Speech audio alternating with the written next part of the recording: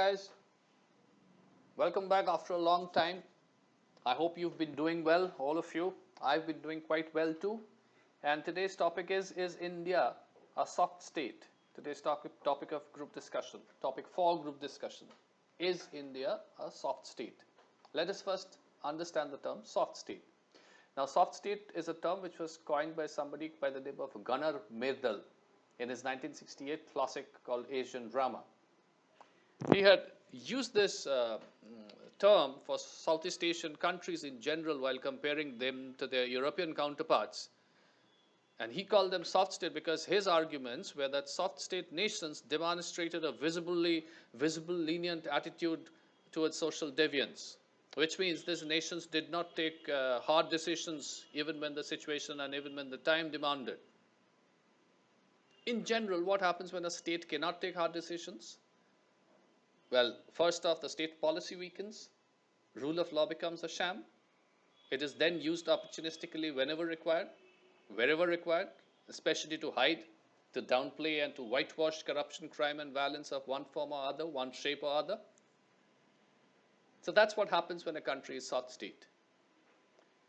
As far as India is concerned, India could be called a classic example of soft state from both the planes of international and domestic affairs. Kargil attack being international one, attack on the parliament being a domestic and international one, considering the fact that it involved the Pakistani non-state actors, innumerable bomb blasts and terrorist attacks, the hijacking of the Air Indian flight, which subsequently was taken to Kandahar, and which led to the release of terrorists, which led to 26/11. The list of external actors are many. And New Delhi's sudden capitulation on plenty of occasions to issues in Kashmir could provide some example of international actors, internal actors actually.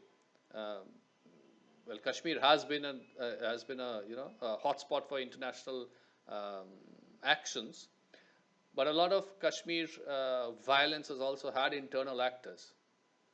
And even if we don't consider Kashmir, and if we keep Kashmir strictly as international, there are instances that don't involve foreign actors, like places in Punjab or places in Assam and other parts of Northeast territories, where the government has demonstrated its ineffectiveness to handle conflicts and violence.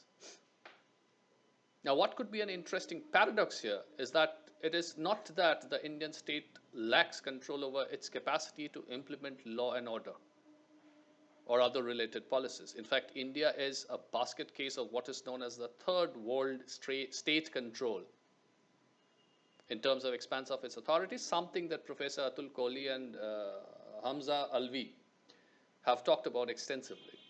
Simple example, like the kind of power a superintendent of police yields is good enough to drive the point home. However, in most cases, what it boils down to is that these bodies have the necessary power, but they don't act when it is required, owing to a number of reasons, mostly political in nature. The deadly thing here is that the world is watching. That this kind of a stance of weak body language in international realpolitik, in international relations, where there are hundreds of countries always noticing each and every move that you make, is a deadly place to be in. The nature of body language, you must remember, is always what you are doing rather than what you are capable of doing. As far as Pakistan is concerned, as far as our psyche is concerned, there have been enough terror violence in India that have had their origins in Pakistan. The question here is not whether this state or non-state actors were involved. The question here is of India's ineffectiveness in combating that, dealing with that. The question here is about the state apparatus's incompetence and corruption.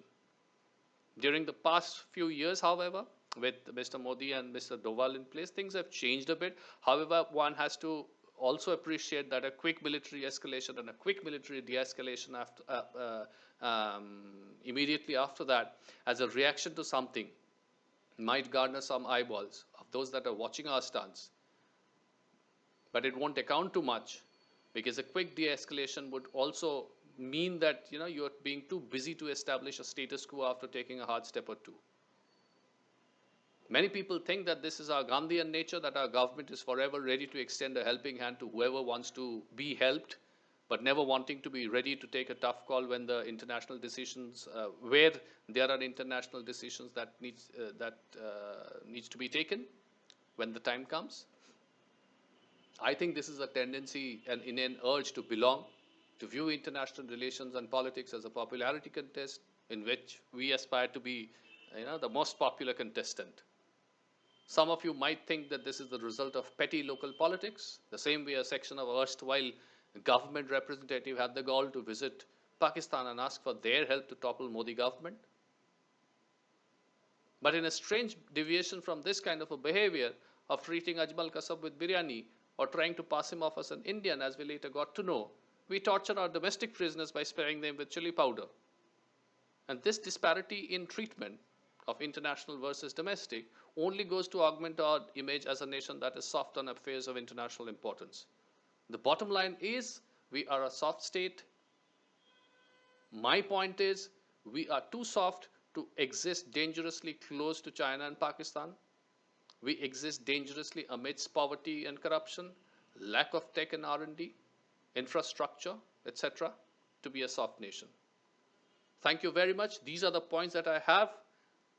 I hope you've liked, I hope you've enjoyed watching this. Please like and subscribe, and I'll see you next time. Bye-bye.